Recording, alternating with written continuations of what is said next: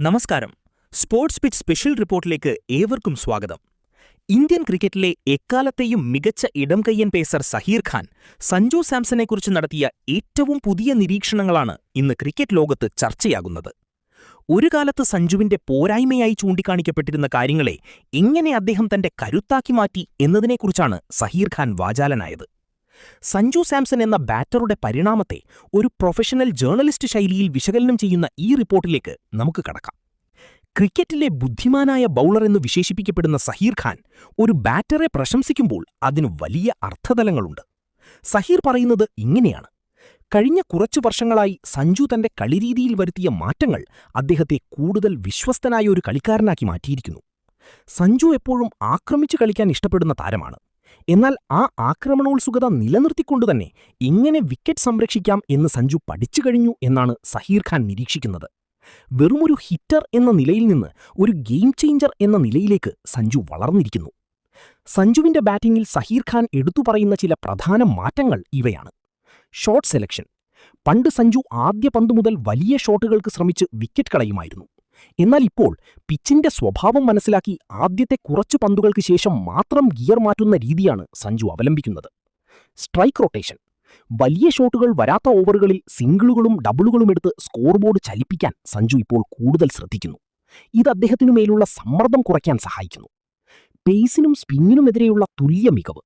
സഞ്ജു പേസിനെ നന്നായി നേരിടുമെന്ന് നമുക്കറിയാം. എന്നാൽ സ്പിന്നർമാർക്കെതിരെ ക്രീസിന് പുറത്തേക്കിറങ്ങി വന്നും സ്വീപ്പ് ഷോട്ടുകൾ കളിച്ചും സഞ്ജു നടത്തുന്ന പ്രകടനങ്ങൾ അദ്ദേഹത്തെ ഒരു കംപ്ലീറ്റ് പ്ലെയറാക്കി മാറ്റുന്നു. സഞ്ജുവിനെ ഇപ്പോൾ ടീമിന് വിശ്വസിച്ചേൽപ്പിക്കാം എന്ന് സഹീർ ഖാൻ പറയുമ്പോൾ അത് സഞ്ജുവിന്റെ പക്വതയ്ക്കുള്ള അംഗീകാരമാണ്. ചെന്നൈ സൂപ്പർ കിങ്സിനായി ഈ സീസണിൽ സഞ്ജു കളിച്ച ഓരോ ഇന്നിംഗ്സും ഇതിന് തെളിവാണ്. ടീം തകർച്ച നേരിടുമ്പോൾ നങ്കൂരമിടാനും അവസാന ഓവറുകളിൽ തകർത്തടിക്കാനും സഞ്ജുവിന് സാധിക്കുന്നു. ഈ വൈവിധ്യമാണ് സഞ്ജുവിനെ മറ്റ് താരങ്ങളിൽ നിന്ന് വ്യത്യസ്തനാക്കുന്നത്. സഹീർ ഖാനെ പോലെയുള്ള മുതിർന്ന താരങ്ങൾ സഞ്ജുവിനെ പിന്തുണയ്ക്കുമ്പോൾ അത് സെലക്ഷൻ കമ്മിറ്റിക്കുള്ള ഒരു സന്ദേശം കൂടിയാണ്. 2026 T20 ലോകകപ്പിലെ മികച്ച പ്രകടനത്തിനു പിന്നാലെ സഞ്ജുവിന്റെ കരിയറിലെ ഗ്രാഫ് കുതിച്ചുയരുകയാണ്.